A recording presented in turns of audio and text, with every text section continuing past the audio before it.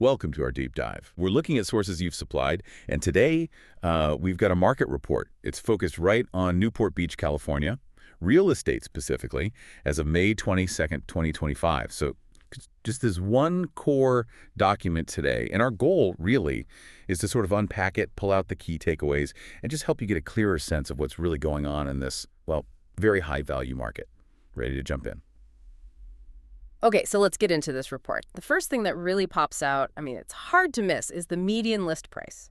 For this week in Newport Beach, a cool $5,995,000. Wow. Yeah, that figure alone, it definitely tells you something about the area, doesn't it? Sets the stage. Absolutely, 5.995 million. But, to really understand the market's, let's say, pulse, we need to look a bit deeper than just the price. What's really interesting here is the Market Action Index, the MAI. Yeah, MAI. It's sitting at 23 right now in the report. Okay, 33.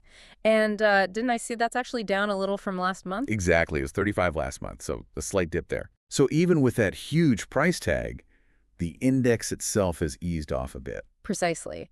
And the Market Action Index, just as a quick reminder, it basically gauges the friction between buyer and seller activity, compares sales rate to inventory.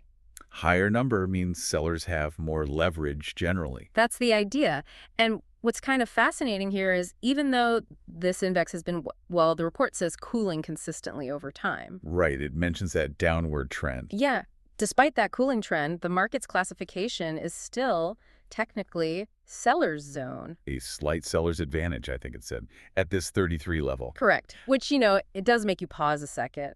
How can the main temperature gauge be dropping, the story be about cooling, but it's still called a seller's market? Yeah, it feels a little counterintuitive, doesn't it? It does on the surface. But the report gives some good advice there, right? It says, watch the trend. Exactly. The trend of the MAI. That's the key thing they highlight. If it starts climbing again, prices are likely headed up. If it keeps falling. Then you'd expect more downward pressure on prices. That's the predictor, according to the report. Okay. And speaking of things supporting that cooling trend, inventory. Yes, good point. Inventory's up. It's climbed to 179 listings. 179. So more homes on the market. Right. And more homes usually means, buyers have more choices, less urgency maybe, less chance of those frantic bidding wars. It fits the cooling narrative. That makes total sense. And, get this other indicator. The report flagged price adjustments. Ah, yes. What did it say there? It said 34% of the listings, fully 34%, had their price decreased. 34%. Wow. Compared to only like 3% that saw price increases, that 34% seems pretty significant. It really is. That's another strong signal backing up this idea of a market that's, well, been losing some steam, even if it hasn't fully tipped over yet. So you put these pieces together, you've got the super high median price tag, almost $6 million. Right, reflecting the location's inherent value. But the Market Action Index is trending down, suggesting things are softening. Yep, momentum is downward. Inventory's creeping up, giving buyers a bit more breathing room. More options. And a really significant chunk of sellers are actually cutting their asking prices. That dynamic, the dipping MAI, rising inventory, those price reductions, it paints a much more nuanced picture than just that big median price number. It tells a story of adjustment. Okay, so it's like these individual metrics, they sort of reinforce each other. Exactly. And the report really positions that MAI's movement as the crystal ball, the key forecast tool, but the inventory and the price cut data, they definitely add weight to that cooling story. Even while it's still, on paper, a seller's market. Right, which is why just looking at the label slight seller's advantage might be a bit misleading if you don't see the trend behind it. It's about the direction, not just the snapshot today. Precisely.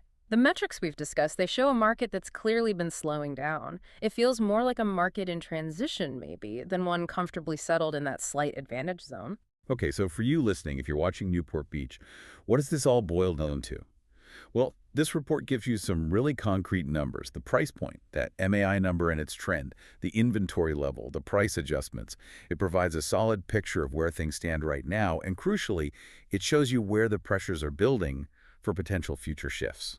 And it really brings up a key question, doesn't it? Given that clear downward trend in the MAI, the rising inventory, and so many price cuts, you have to wonder how long can that slight seller's advantage label really stick? Is it lagging reality? Or is the report actually capturing the market right at a turning point? Exactly. Could this combination signal we're seeing the pivot happen rather than just a stable, slightly seller-favored environment? Definitely something to watch closely in the next reports.